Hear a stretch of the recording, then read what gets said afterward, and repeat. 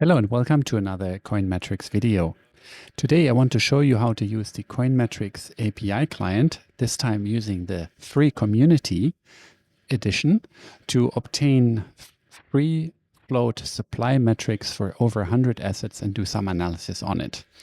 So as always, I will install the API client using pip install, and then I will initiate an API client, but this time without using an API key. That means that we're using the community edition and we can get certain data assets for free. I will obtain reference data for the asset metrics. So the reference data function is here. So the reference data assets will give us the full name of the assets, and then the reference data asset metrics will give us the full description of what each metric actually means. Then the catalog will provide us the combination of asset and metrics that will tell us for which assets, which metrics are available. And then finally, we can use this function to actually obtain these metrics over time, the time series endpoint. So as I said, we will get the reference data for the asset metrics.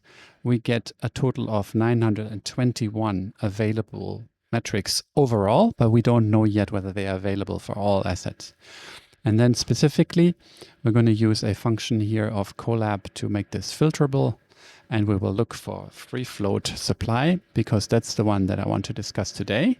So free float supply is the amount of tokens that have been minted, but excluding certain tokens that have been reserved or are vesting because it's been assigned to a foundation or investors or founders or things like that. So that's the metric that we want to obtain today, the supply free float. And we will then use the catalog function to see for which assets we have this metric available. We get 110 results.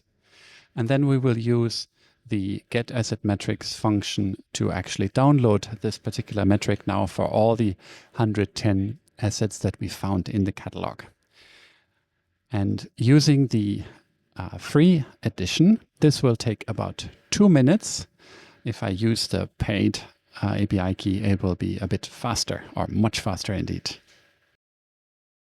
So what are we getting? We're getting the free float supply starting on the 1st of January 2024 in daily granularity or with daily frequency. And once we have done that, we will also obtain the reference data for the assets so that we have a full name for each of the assets, since there are quite a few of them and some just have a very cryptic abbreviation. So we can merge the full name of the asset to the data frame that is just in the process of being completed here now. So we can merge it. And then we want to index the data on the 1st of January 2024. So all of the data will start at index level 100, which makes it easier for us to compare this data. Then we can plot the data, and we can see that the graph is dominated by a small number of assets that have a massively increased supply in the course of that period that we're looking at. And so the first one is actually the Polygon token on Ethereum. And we can go to the token tracker on Etherscan and to see that indeed the Polygon token is in the top 30 on Ethereum.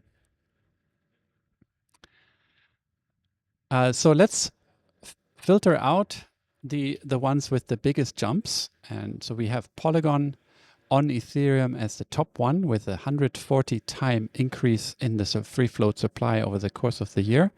And then the rest are all stablecoins. So this indicates that these are very successful stablecoins whose supply has increased massively during the course of 2024. So if we remove them so that our picture looks a bit more easily digestible, then we get this picture. And here we can see now that there's quite a big difference between the top performers and the bottom performers. So for example, if we take a look here, Binance USD had a massive drop in the supply because Binance stopped supporting BUSD as a currency. Or similarly, True USD on the Tron chain also went down massively. While as here, another stablecoin, which is USDT or Tether on Ethereum, is one of the top performers. So that would be number 6 or 7 in the ranking. We'll do another video shortly about the nuances of free float supply versus normal supply. But for now, thank you for watching.